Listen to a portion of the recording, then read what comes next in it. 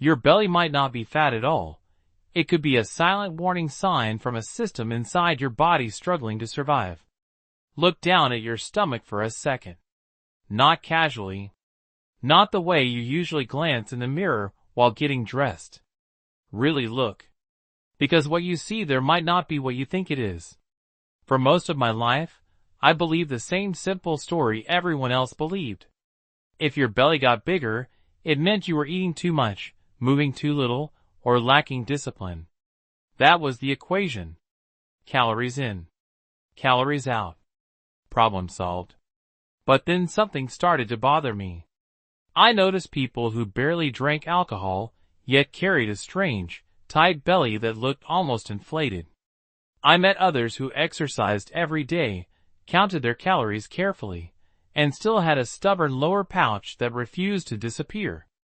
And I saw friends who gained weight around their waist during the most stressful years of their lives, even when their diet hadn't changed at all. At first, I thought these were exceptions. Then I started reading, studying, asking uncomfortable questions. And the deeper I went into biology, the more unsettling the truth became. Because the human body is not careless. It does not randomly store fat. It responds. It adapts. It protects. Every visible change on the outside is usually the result of a signal from the inside. That was the moment everything shifted for me. What if that belly is not just excess weight? What if it is a warning? What if it is the body's way of telling you that something deeper is happening beneath the surface? Here is the part that shocked me the most. There isn't just one kind of belly fat. There are different shapes, different textures, different patterns, and each one can point to a completely different biological process. Your liver struggling under pressure, your hormones sending the wrong signals, or your stress response running nonstop in the background. And if you treat them all the same, you can spend years dieting, exercising, and blaming yourself, while the real problem remains untouched. So in this video, I'm not here to lecture you about weight loss. I'm here to explore something much more important with you. We are going to learn how to read the body's signals, starting with the one that often feels the most confusing, and sometimes the most dangerous. The hard, tight belly that doesn't behave like fat at all. And once I started paying attention to that signal, one pattern stood out in a way I couldn't ignore. I remember the first time I truly noticed it. A man walked past me at a pool one summer. Thin arms, narrow shoulders, even visible ribs, but his stomach looked unnaturally round, stretched forward like something was pushing from the inside. What struck me wasn't the size. It was the tension, the firmness, the way the skin seemed pulled tight, as if the body was holding pressure it couldn't release. That image stayed with me because it didn't match the story we are usually told about fat. Fat is supposed to be soft. It jiggles. It folds. But this was different. It felt more like a warning light than a storage problem. As I kept digging into the biology, I began to understand why. The liver is one of the hardest working organs in the human body. It filters toxins, processes nutrients, balances hormones, and manages energy all day, every day, without rest. Most of the time, we barely notice it.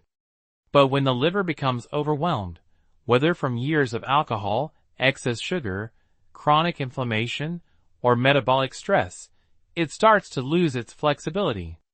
Scar tissue forms. Blood flow slows. Pressure builds quietly behind the scenes. And when pressure builds inside a closed system, something has to give. Fluid begins to escape from the bloodstream and collect in the abdominal cavity. Not suddenly, not dramatically, but gradually, milliliter by milliliter, until the belly begins to expand. From the outside, it looks like weight gain. From the inside, it is congestion. This is why the usual advice can feel so frustrating. You can eat less, exercise more, push yourself harder, and still see no change. Not because you are failing, but because the body is dealing with a different problem entirely. It is trying to protect itself from internal strain. What changed my perspective was realizing that the solution here is not punishment. It is relief. The body needs less pressure, less toxicity, less overload. It needs time and space to recover. And once I understood that, I began to see the body differently, not as an enemy to fight, but as a system asking for help in the only language it knows. But not every stubborn belly comes from pressure inside an organ. Sometimes the signal is coming from a much quieter system, the one that controls your hormones. I began noticing this pattern in a very different kind of person. Not someone visibly sick, not someone clearly unhealthy, but someone who is doing almost everything right. They exercised regularly. They watched what they ate. They were disciplined. And yet there it was, a soft, persistent layer of fat sitting low on the abdomen, almost like a cushion the body refused to let go of. What puzzled me most was not the fat itself, but the resistance. It didn't respond the way other weight did. You could see changes in the arms, the face, the waistline, but that lower belly stayed, as if it had its own rules. That was the moment I realized we were not looking at an energy problem. We were looking at a signaling problem. Hormones are not loud. They don't announce themselves the way pain or fever does. They work quietly in the background, directing traffic inside the body, telling cells when to store energy, when to release it, and where to place it. And one of the most powerful signals in that system is estrogen. Estrogen is not the villain people sometimes imagine. It is essential for bone strength, brain function, and metabolic balance in both men and women. But when the balance shifts, when the body is exposed to substances that mimic estrogen or disrupt its normal rhythm, the storage pattern can change in subtle but stubborn ways. The body begins holding on to fat in areas that feel protective, particularly the lower abdomen. What made this realization unsettling for me was how ordinary the triggers can be. They are not dramatic events. They are daily habits: heating food in plastic containers, drinking from bottles left in hot cars, storing meals in materials never designed to handle heat. Small exposures, repeated over months and years, quietly influencing the signals our bodies rely on. And once you see that connection, the frustration starts to make sense. The body is not being difficult. It is adapting to its environment. It is trying to shield itself from what it perceives as risk, even when we are unaware of that risk ourselves. Understanding that changed the conversation in my mind from blame to awareness, because sometimes the most stubborn fat is not a failure of effort. It is a reflection of the signals surrounding us every day.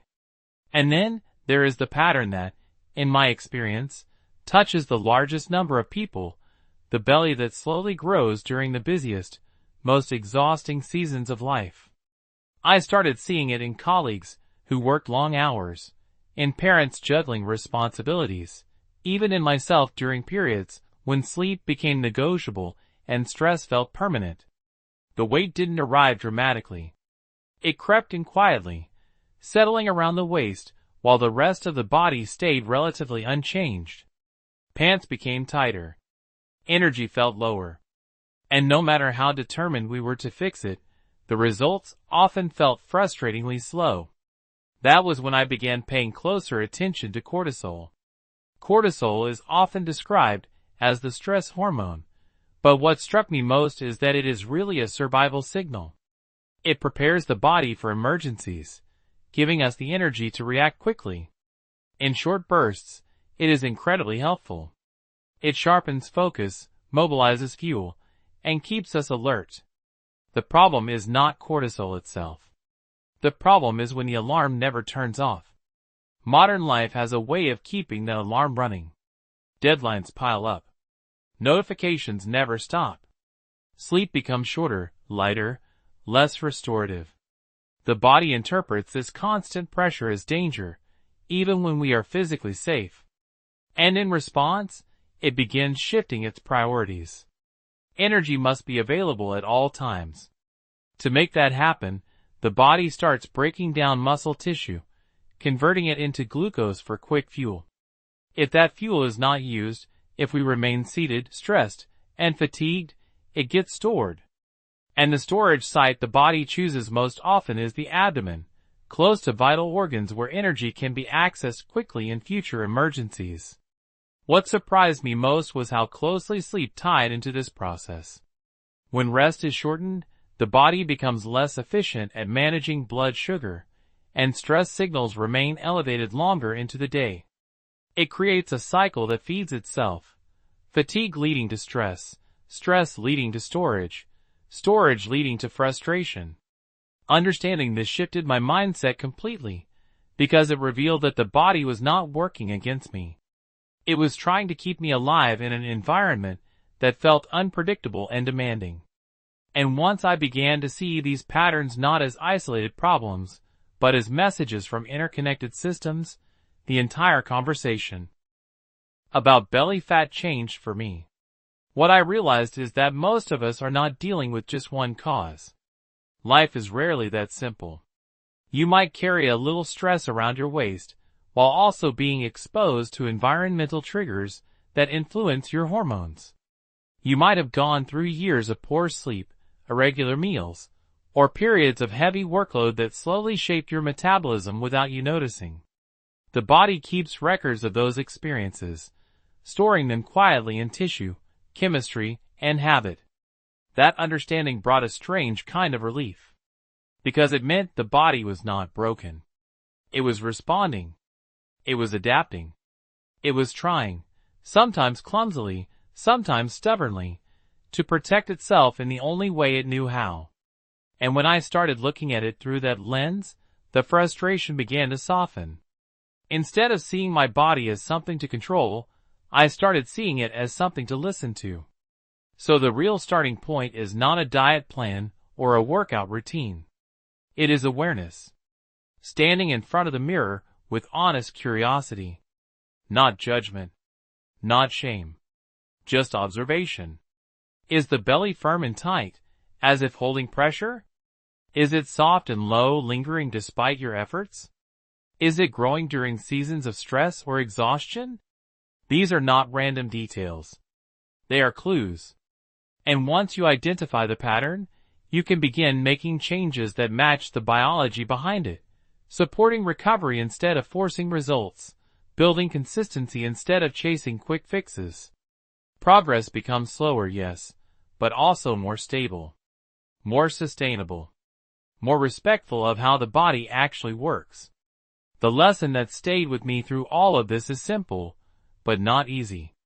Patience is not passive waiting. It is active care, repeated daily. Because the same body that built these patterns over years also holds the capacity to rebuild them, one decision, one habit, one quiet improvement at a time. In the end, the most important lesson I have learned from studying the body is this: change begins the moment you stop fighting your body and start understanding it. Your belly is not a punishment, and it is not a failure of willpower. It is information. It reflects how you sleep, how you handle stress, what you expose yourself to, and how consistently you care for your health. The practical step is simple but powerful. Slow down, observe your patterns, protect your sleep, move your body gently, and give your system time to recover. Real transformation is not dramatic. It is steady, patient, and deeply intentional. Now I'm curious to hear from you. Which pattern do you recognize most in your own body right now? Take a moment to share your answer down in the comments, so we can learn from each other's experiences. And if this conversation helped you see your body in a new way, consider subscribing to the channel. Your support truly keeps this journey going and allows us to keep exploring more meaningful topics together.